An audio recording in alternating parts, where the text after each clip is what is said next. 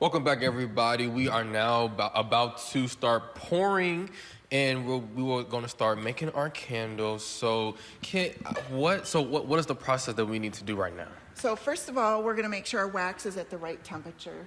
And this is an infrared thermometer. So it says 196, and I wanted it at 195. We're good there. Tia's already got her pouring pitcher on the scale, and she's tiered it to 0.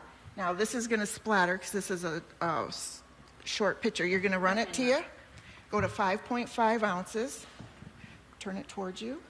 There you go. It comes out fast. Yep, it comes out fast. It does. Oh.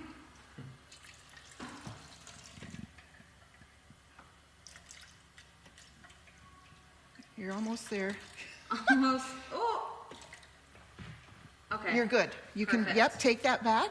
And then you're going to pour fragrance oil in, stir it for 2 minutes. And we'll do the same with John's. Fragrance oil, stir for 2 minutes. All right. Okay. So, go Making ahead. candles is just like I'm making just gonna cocktails. Hold on. We didn't tear that. Oh, right here? Lift Right that up. Lift this up? Yeah. Okay, go ahead and put it on. Okay. All right. Okay. Yeah, it comes, if you're not pouring it fast, it goes all over the place. That's exactly how I do it. On and off, on and off. Okay, I think that's... You're gonna have a little bit extra. Yeah. Let me pour some of this back, because it's, and I do this at home too, so you are good. Cool. You wanna take that and then pour your fragrance oil in. Okay. And stir that for 2 minutes. And then we're gonna use the thermometer. Oh, so you pour it, I'm so sorry. Oh! So I did. Tia did it one way, so go ahead and stir that. I did it one way. I was I wondering. neglected to tell you. So you're gonna pour your fragrance oil into your pouring pitcher and stir that for 2 minutes. You know what, Kit? I'm That so makes sorry. more sense. I guess this is what happens when you mix cocktails and candles, Kit. So Tia's pouring a tester. We'll see how that turns out. So, Method.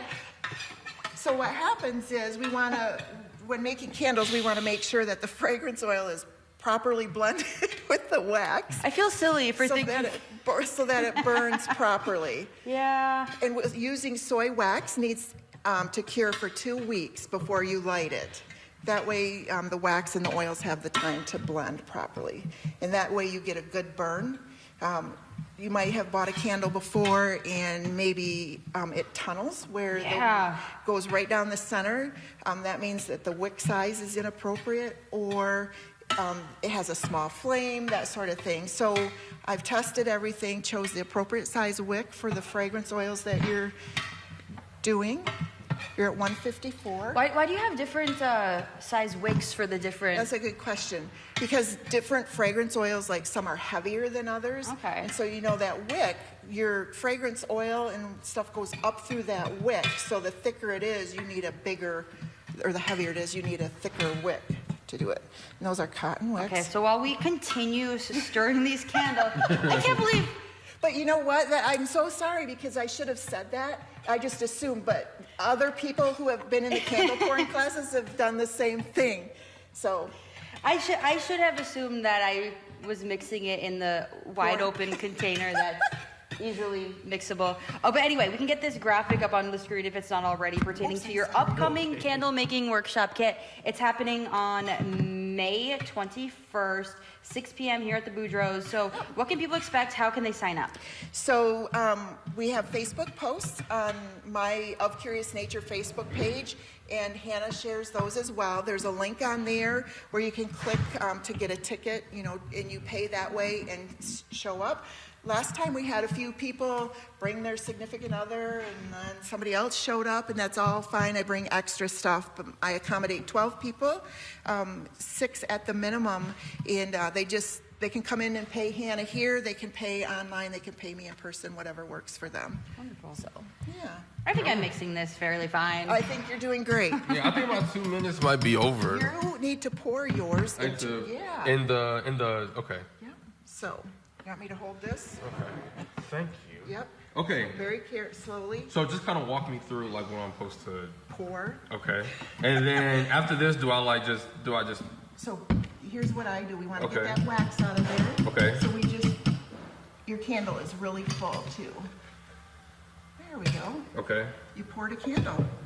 Oh, that's it? Yeah, and now what we need to do is we need to make that wick so it stands straight up. Okay. And Tia, you are like everyone else that is upside down. Oh. I love it because people try to go ahead and do it on their own. And we just push that in there like that so that looks So centered that it to you. stays, yeah. Yep, so that it takes about 45 minutes, half an hour for that to cool, to get solid enough for you to transport. And then tomorrow, you can take the scissors and just trim that wick. You want to keep your wick a 1/4 of an inch. So I just put my scissors right on the top and clip it like that. And then as you burn your candle too, you want to keep in mind safety. So never burn your candle unattended. 3 to 4 hours max. First time you burn your candle should be 3 to 4 hours. And then always keep your wick trimmed to a 1/4 of an inch. What'll happen is after you burn your candle, you get a black mushroom ball, carbon ball on the top. So if you did nothing and you just lit that, it's going to put off black smoke. But once that carbon ball is burned off, then you're fine. Soy does not burn black soot like paraffin or some other waxes. But when I test candles, I don't trim the wicks. I burn them like people would burn them at home, forget about them, that sort of thing. So I know that everything is safe. But yeah, keep the wick trimmed to a 1/4 of an inch and you should be good. Wonderful. Well, I can't wait to let this sit for 45 minutes and then another 2 weeks and then burn it because I seriously can't take my nose out of it. It smells so good. And if you let it set for a week, should be fine. Yeah. 2 weeks is best. But if you burn it too soon, you might not get what they call the hot throw, that good scent that you want. Things aren't like blended well enough in there or cured well enough. So you have a sticker. You can put a sticker on the lid of your candle and call it whatever you want to call it. They're in this little bag right here. Oh, okay. There's a business card and then a safety warning sticker to go on the bottom. So This has been wonderful. Just as a reminder, that candle pouring workshop is happening next week, May 21st. We will be checking back in with Hannah in this next segment. We have to take another commercial break. Stick around though, Kit. I want to pull you back into this conversation at the end. But yeah, stick around.